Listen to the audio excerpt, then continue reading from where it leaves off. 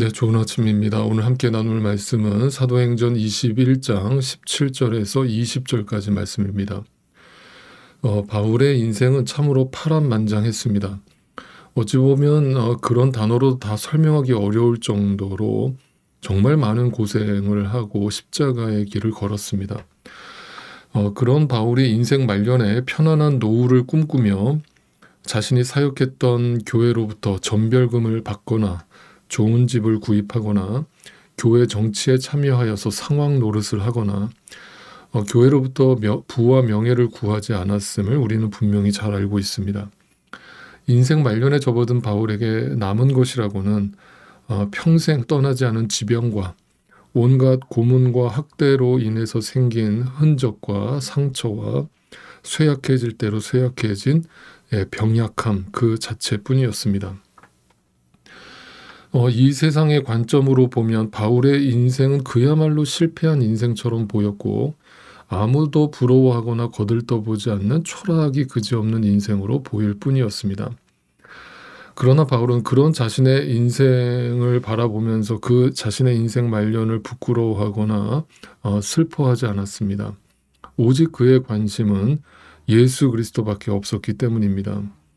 그리고 그 예수 그리스도를 드러내는 삶에 자신의 전생애를 갈아 넣는 것이 너무나 감사했고 감격스러웠고 말 그대로 그것이 하나님의 은혜로 되어진 것이라는 사실을 순간순간 늘 고백하면서 그 마지막 여정을 다해 가고 있습니다. 그렇게 살아갈 수 있었던 이유는 어제 말씀드린 것처럼 사도 바울 마음속에 그 심령 속에 오직 하나님의 은혜로 가득 차 있었기 때문이었습니다. 그 은혜가 너무나 깊고 너무나 크게 사도 바울의 심령 속에 자리 잡고 있었기 때문에 자신의 목숨조차 아깝게 여기지 않을 정도였습니다. 그리고 바울은 예루살렘에 비로소 도착을 하게 되었고 그곳에서 성령께서 예언하신 대로 엄청난 핍박과 환난이 기다리고 있을 것이라는 것을 분명히 알고 있었습니다. 그런데 즉시로 그런 일이 벌어지지는 않았습니다. 어제 말씀처럼 잠시라도 휴식을 취할 수 있는 또 하나의 또 이 땅의 삶 속에서 이루어지는 하나님의 은혜를 경험하게 됐습니다. 그리고 그곳에서 믿음의 형제들을 만날 수 있는 시간도 주어졌습니다. 그 믿음의 형제들 중에는 야고보도 포함되어 있었습니다. 여기서 말하는 야고보는 사도행전 12장에서 참수형을 당했던 사도 야고보가 아니라 예수님의 동생 야고보였습니다. 우리가 앞에서 묵상했듯이 야고보가 사도행전 15장에서 제1회 예루살렘 공의회가 열렸을 때 이방인 할례 문제로 열띤 토론이 벌어졌었죠. 네, 그때 이방인 그리스도인들이 구원을 받기 위해서 따로 할례를 받을 필요가 없다라고 최종 판결을 내렸던 사람이 이 야고보였습니다. 다시 말하면 이 야고보는 당시 예루살렘 교회의 총회장이면서 어떤 목회자로서 예루살렘 교회를 리드하고 있었던 리더자였던 것입니다. 그래서 사도 바울은 예루살렘에 도착하자마자 야고보의 집을 찾아가게 된 것입니다. 그리고 거기에 함께 있었던 예루살렘 장로들에게 자신이 지난 3차 선교 여행 동안에 자신을 통해서 역사하셨던 그 하나님의 사건과 그 하나님의 사역들에 대해서 간증하기 시작합니다. 19절입니다.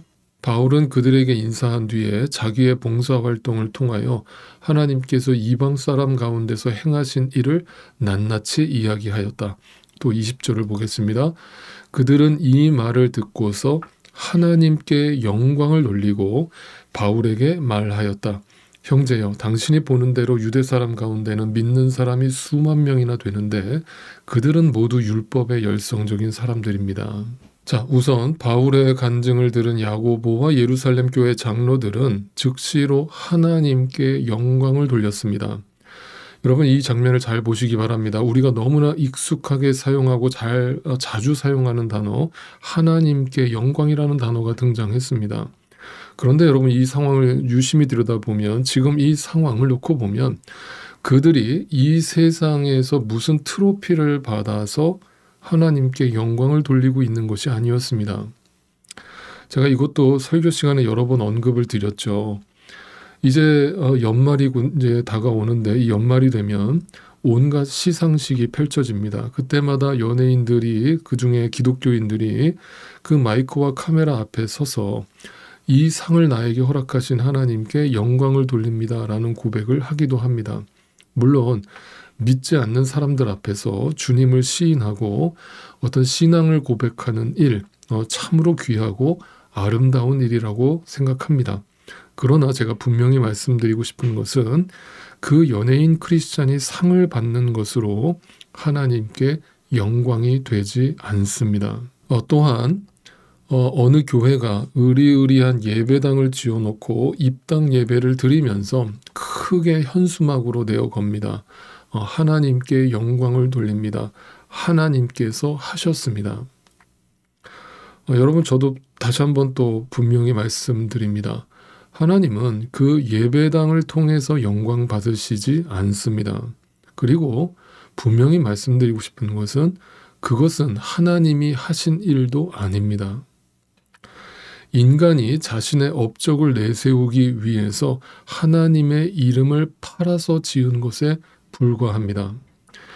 예수님은 이 땅에서 예배당을 짓기 위해서 벽돌 한 장 쌓으신 적이 없습니다.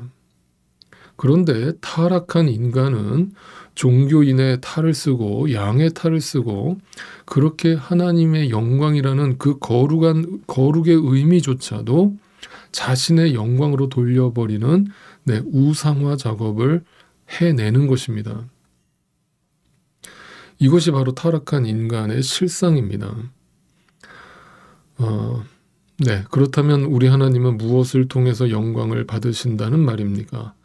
오직 하나님께서 사도 바울을 통해서 이루신 일, 행하신 일, 즉 수많은 이방인들이 주님께 돌아오는 일로 인하여 하나님께서 영광을 받으십니다. 한 영혼이 주님께 돌아오는 일, 십자가를 통과하여 부활의 영광에 동참하는 일, 그것만이 주님께서 영광을 받으시는 일입니다. 여러분 분명히 아시겠습니까? 하나님은 우리가 이 땅에서 뭔가를 잘해서 어떤 걸 성취해서 영광 받으실 분이 아니십니다. 왜냐하면 그분은 우주보다 크신 분이기 때문입니다. 그런데 고작 이 땅에 유한한 삶을 살아가는 우리가 이 땅에서 무엇으로 그분께 영광을 돌린다는 말입니까? 그러므로 오늘 이 본문에 등장한 하나님께 영광을 돌린다는 이 말은 유한한 인간의 입술을 통해서 아무 의미 없이 전달되는 단순한 공기의 진동이 아니었습니다. 하나님께서 가장 기뻐하시는 일, 하나님의 뜻을 이루어드리는 일로 인하여 그것이 하나님께 영광이요 기쁨이 된다는 것을 고백하고 있는 장면인 것입니다. 하나님께서 기뻐하시는 일, 하나님의 뜻은 오직 한 가지.